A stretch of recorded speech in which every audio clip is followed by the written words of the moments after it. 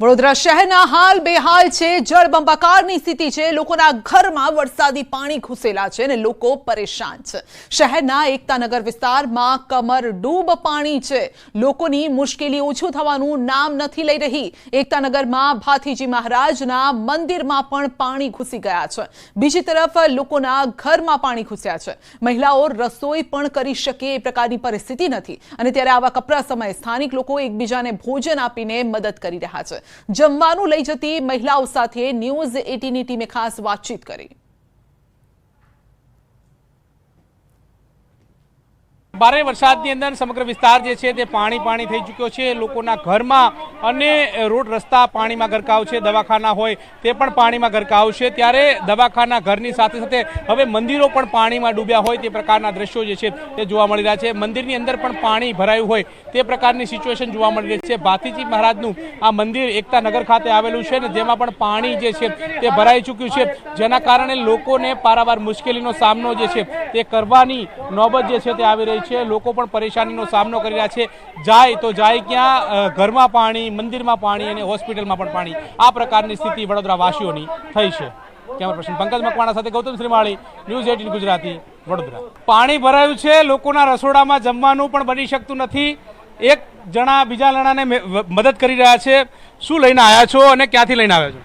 રોટલી શાક ને એવું છે, એ મારા બાના ત્યાં આપવા જઈએ। મારા બાન દાદા એકલા જ છે, એટલા માટે।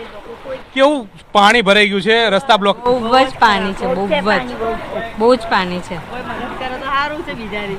આ દૂધ ના પૈસા આજે વધારે લીધા કે ના? 32 રૂપિયા લીધા। અહીંયા બરાબર છે, અમારે ત્યાં 35 રૂપિયા ચાલે છે, અહીંયા ઓછા લીધા છે। આ કોની માટે લઈને આવ્યા? અમારા પપ્પા માટે। બહુ ઉંમર લાયક છે એ તો કોઈ, હા એટલે એમના ઘરમાં પાણી ભરાઈ ગયું છે? હા, અહીંયા પાણી ભરાઈ ગયું છે। કોઈ આશરો નહીં, છોકરો બોકરો। બતાવો તો શું લઈને આવ્યા છો? આમાં બતાવી શકાય કે આ મોબાઈલ ચાર્જ કરવા માટેનું લઈને આવ્યા છો? જો તમે આ પ્રકારે લોકો જમવાનું લઈને આવે છે, આ પ્રકારે લઈ એક જગ્યાથી બીજી જગ્યાએ લઈને આવવાની નોબત જે છે તે આવી છે। આ વડોદરા વાસીઓ જે છે તે પરેશાનીનો સામનો કરી રહ્યા છે, સ્વજનોની મદદે આવી રહ્યા છે, પરંતુ પાણી ઓછું થયું ત્યારે સ્વજનોની મદદે આવાય તે પ્રકારની સ્થિતિ આજે વડોદરા વાસીઓની થઈ છે। કેમેરા પંકજ મકવાણા સાથે ગૌતમ શ્રીમાળી, ન્યૂઝ 18 ગુજરાતી, વડોદરા। વાત કરીશું પાટણની, તો પાટણની સ્થિતિ પણ કંઈક આ જ પ્રકારની છે। આ પાટણની વાત કરીએ તો NHGU યુનિવર્સિટીનો નિર્ણય છે, આગામી 3 દિવસ શૈક્ષણિક કાર્ય બંધ રહેશે। 28, 29 અને 30 ઓગસ્ટે શૈક્ષણિક કાર્ય બંધ રાખવાનો નિર્ણય લેવામાં આવ્યો છે। ભારે વરસાદના કારણે આ નિર્ણય લેવાયો છે। ઉત્તર ગુજરાત યુનિવર્સિટી સંલગ્ન તમામ વિભાગો અને 600 જેટલી કોલેજો બંધ રાખવાનો નિર્ણય લેવામાં આવ્યો છે, કારણ કે રાજ્યમાં જે પરિસ્થિતિ છે ભારે વરસાદથી, તેના કારણે અનેક લોકો પણ અલગ અલગ જગ્યાએ ફસાયેલા છે। આવા સમયે યુનિવર્સિટીએ નિર્ણય લીધો છે કે 3 દિવસ કાર્ય બંધ રહેશે। તો અરવલ્લીના મોડાસામાં પણ તારાજીના દ્રશ્યો સર્જાયા છે। પહાડપુરમાં ખેતરોની જમીન તણાઈ ગઈ છે। ખેતરોમાં 10 ફૂટ ઊંડા ખાડા પડી ગયા છે, એટલે પાક તો તાણીને લઈ ગયું છે આ પાણી, પરંતુ જમીન માટીને પણ તાણીને લઈ ગયું છે। ઉપરવાસના પાણી આવતા ખેતરમાં ઘૂસી ગયા પાણી, મોટું ધોવાણ થયું છે, મોટો ખાડો પડી ગયો છે। મહામૂલો પાક તો ધોવાઈ ગયો, જમીન હતી એ જમીન પણ ધોવાઈ ગઈ છે। પાણીનું વહેણ એવું આવ્યું કે આ જમીનને જ તાણી લઈ ગયું। જોઈ લો, એક સમય અહીંયા ખેતર હતું। વધુ અપડેટ મેળવીશું સંવાદદાતા હાર્દિક પાસેથી। જી હાર્દિક, મોટી મુસીબત, પાક તો ગયો, જમીન પણ ગઈ।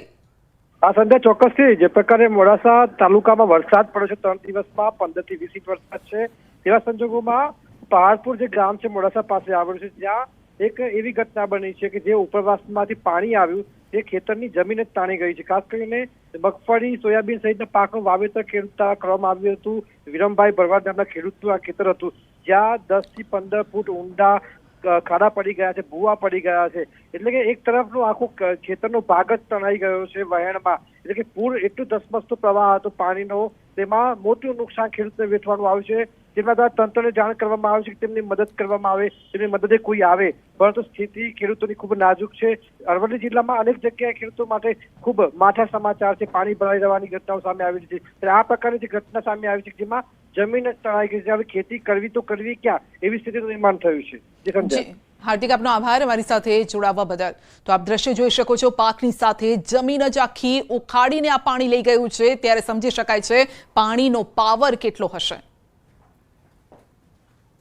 તો સૌરાષ્ટ્રવાસીઓ આનંદો. ભાદર 1 ડેમ થયો છે ઓવરફ્લો. સિઝનમાં પ્રથમ વખત ભાદર 1 ડેમ છલકાયો છે. ડેમના 29માંથી 24 દરવાજા 6 ફૂટ સુધી ખોલાયા છે. જેતપુર, જામકંડોરણા, ધોરાજી સહિતના 22 ગામોને એલર્ટ કરાયા છે. ભાદર 1માં 39,427 ક્યુસેક પાણીની આવક થઈ છે અને જેની સામે 45,261 ક્યુસેક પાણી નદીમાં છોડાઈ રહ્યું છે. તો ભાદર ડેમ ઓવરફ્લો થતા સ્થાનિકો, ખેડૂતોમાં ખુશી છે. એક તરફ આફત, બીજી તરફ ખુશી. સહયોગી અંકિત પાસેથી વધુ અપડેટ મેળવીશું. જી અંકિત. ચોક્કસ સંધ્યા, ખાસ કરીને વાત કરવામાં આવે તો રાજકોટ શહેરને પીવાનું પાણી પૂરું પાડનારો આ સતત ત્રીજો ડેમ છે કે જે ઓવરફ્લો થઈ ચૂક્યો છે. આની પહેલાની જો વાત કરવામાં આવે તો ન્યારી 1 છે તે ઓવરફ્લો થઈ ચૂક્યો છે. આજી એક ઓવરફ્લો થઈ ચૂક્યો છે. ત્યારે રાજકોટ શહેર તેમજ જેતપુર શહેર તેમજ જેતપુર તાલુકાના ગામડાઓમાં તેમજ સિંચાઈનું પાણી પણ પૂરું પાડનારો આ ડેમ છે તે ઓવરફ્લો થઈ ચૂક્યો છે. ભાદર 1 ડેમના 24 જેટલા દરવાજા છે તે ખોલવામાં આવ્યા છે અને આજ જે પાણી કે જે હવે નદી નાળાની અંદર છોડવામાં આવી રહ્યું છે, અંદાજિત 45,261 ક્યુસેક પાણી છે તે છોડવામાં આવી રહ્યું છે અને આ જ પાણી છે કે આગળ જે ઘેડ વિસ્તારની અંદર પણ ઘેડ વિસ્તાર છે તે પણ પ્રભાવિત થશે. જી સંધ્યા. જી અંકિત, આપનો આભાર.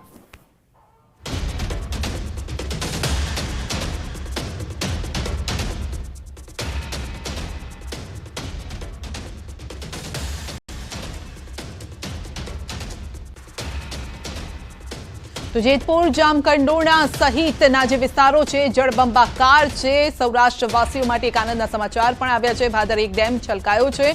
હવે તેનું પાણી નદીમાં છોડાઈ રહ્યું છે, પરંતુ આગળ જે કાંઠાના વિસ્તારો છે તેમના માટે મુશ્કેલી છે.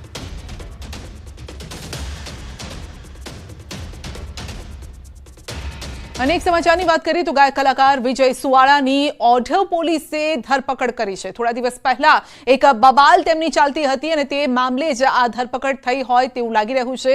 ગાયક કલાકાર વિજય સુવાળાની ઓઢવ પોલીસે ધરપકડ કરી છે. તો એક સમયના તેમના મિત્ર સાથે જ બબાલ થઈ હતી અને તે મામલે લાંબા સમયથી આ મામલો ગરમાયેલો હતો. વધુ અપડેટ મેળવીશું સંવાદદાતા નવીન પાસેથી. જી નવીન, ગાયક કલાકાર વિજય સુવાળાની ઓઢવ પોલીસે ધરપકડ કરી, મામલો શું? સંધ્યા, જે રીતે તેની ઉપર અને તેના જે અન્ય સાથીઓ પર આરોપ લાગ્યો હતો કે ફરિયાદીના ઓફિસ અને ઘર નીચે આવીને તેને મંડળી રચીને અને ગાળો બોલવી અને સાથોસાથ ધમકી આપવીની જે ફરિયાદ દાખલ થઈ હતી તે મામલામાં વિજય સુવાળાની ઓઢવ પોલીસે ધરપકડ કરી છે. મહત્વની વાત છે કે બંને એક જ પક્ષ સાથે જોડાયેલા છે અને પેલા મિત્રો હતા, જો કે તેમની વચ્ચે વિવાદ થયો અને જેને લઈને જે છે આખો મામલો સામે આવ્યો. હાલ ઓઢવ પોલીસે વિજય સુવાળાની ધરપકડ કરીને આગળની જે કાર્યવાહી છે તે શરૂ કરી છે. જી આપનો આભાર.